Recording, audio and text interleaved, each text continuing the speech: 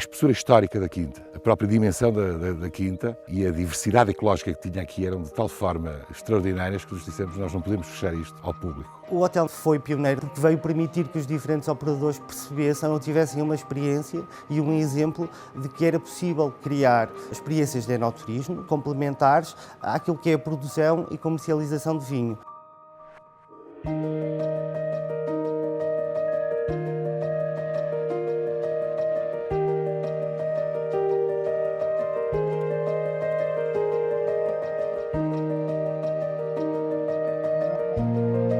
Desde que adquirimos a quinta, começámos a fazer uma gestão de todo o espaço de uma forma mais respeitadora do ambiente, digamos assim. Tudo em proteção integrada e todos os investimentos que fizemos foram nesse sentido. Enfim, os 40 hectares de vinha que nós tivemos que replantar, replantámos já com patamares de uma linha só, o que nos permite fazer quase todos os trabalhos com recurso a meios mecânicos e, portanto, diminuindo cada vez mais os agroquímicos. Recuperamos aquilo que era o património vernacular, por exemplo, esta vinha que está aqui atrás de mim, a vinha do Chorão, é uma vinha plantada nos finais do século XIX, em que nós a replantámos exatamente no mesmo sistema de cultivo que tinham no século XIX. Mantivemos as vinhas pré-filoxéricas que tínhamos na zona mais baixa da quinta. Portanto, um conjunto de práticas, de boas práticas agrícolas que são mais respeitadoras do ambiente e, ao fim e ao cabo, no fundo, para garantir o nosso futuro.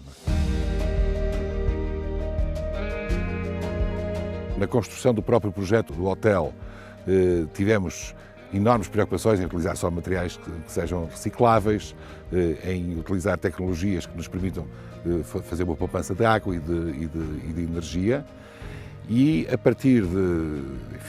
quando quase da construção do hotel, de facto, iniciámos aqui uma espécie de uma transformação da quinta para uma gestão de base natural, em que não olhamos para cada uma das culturas compartimentadamente, mas olhamos para a quinta como um todo. E na oferta que temos hoteleira, valorizamos muitos dos ecossistemas e permitimos às pessoas que os habitem, que os vivenciem. Enfim, foi quase desde o início essa decisão de abrirmos a quinta aos hóspedes, não num conceito tradicional, mas afirmando aqui os valores da ruralidade. E daí também a nossa preocupação, não temos um spa, mas temos um centro interpretativo, onde as pessoas podem, de facto, descobrir a história da quinta ou descobrir a história do Douro ao longo da história da quinta, não é?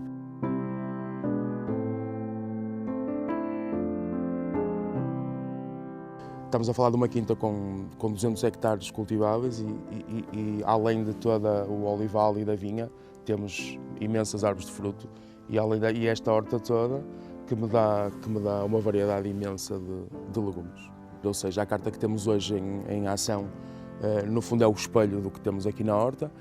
e a próxima será também assim, ou seja, estamos agora a cultivar sementeira que vamos colher daqui a 1 mês e meio e provavelmente daqui a 1 mês a carta mudará, tendo em conta aquilo que sairá da terra.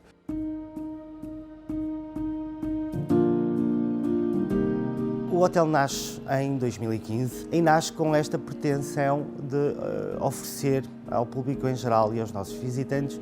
uma oferta de enoturismo integrada, mas mais completa do que aquilo que já existia na região. Para além do alojamento, experiências enogastronómicas muito focadas naquilo que é a harmonização entre o vinho e a gastronomia e também um conjunto de atividades de enoturismo e de contacto com a natureza e com a região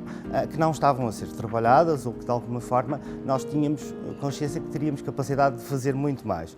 e de criar junto das pessoas uma ligação maior à terra, à região, à natureza e ao ambiente exterior e não só aos ambientes interiores como depois acabamos por recriar também.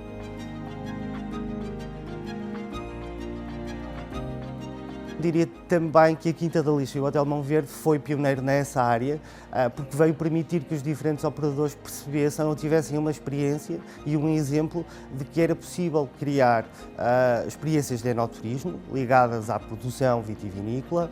com rentabilidade e que permitissem ser também produtos acessórios, mas complementares àquilo que é a produção e comercialização de vinho. Portanto, hoje representa uma fatia muito importante naquilo que é a atividade da empresa e, portanto, os nós estamos a falar de, sensivelmente, 20% do volume de negócios que vem diretamente da área do enoturismo com alojamento.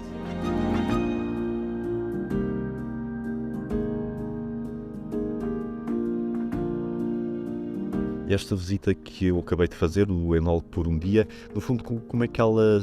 se desenvolve, como é que é o processo e a experiência em si? O visitante tem uma primeira abordagem no nosso túnel dos aromas, onde temos identificados 16 dos aromas principais presentes nos nossos vinhos, nos vinhos da região, de forma a que criem uma memória olfativa, ou pelo menos que reavivem essa memória desses aromas, para ser mais fácil identificá-los depois na parte seguinte, na segunda fase, onde vão provar 5 vinhos monocasta, tentar desmistificar cada uma dessas castas utilizadas, e depois de fazerem essa degustação vão então escolher 2 ou 3 castas para fazerem o seu próprio blend. Vão misturar as castas, vão engarrafar o vinho, vão colocar a rolha num rolhador mais antigo que nós temos, colocam a cápsula e ainda têm um rótulo para personalizar e levam a garrafa como recordação da experiência. Nós tentamos sempre respeitar o ciclo da vinha para também termos uma maior diversidade de oferta, e por isso temos experiências pensadas que podem ser realizadas tanto de inverno como de verão. Nós temos piqueniques vínicos, que são realizados sempre no exterior, temos jantares temáticos vínicos também na vinha durante o verão, portanto vamos explorando sempre essa parte gastronómica também. A sustentabilidade está presente no DNA de qualquer viticultor e, portanto, quando pensamos neste projeto, seguimos exatamente essas premissas. Desde logo a recuperação das casas, onde utilizamos grande parte da pedra que existia na propriedade, e era muita a utilização de madeiras e de produtos muito naturais na decoração e na recuperação dos interiores, mas também, depois, em termos práticos, preferimos as coberturas ajardinadas, permitimos assim também fazer a recolha das águas da chuva e das águas pluviais para serem usadas quer na rega da vinha ou dos jardins. Houve uma preocupação clara em utilizar a iluminação de baixo consumo e a criação dos parques solares, e hoje 3 já, que nos permitem ter uma capacidade em período de verão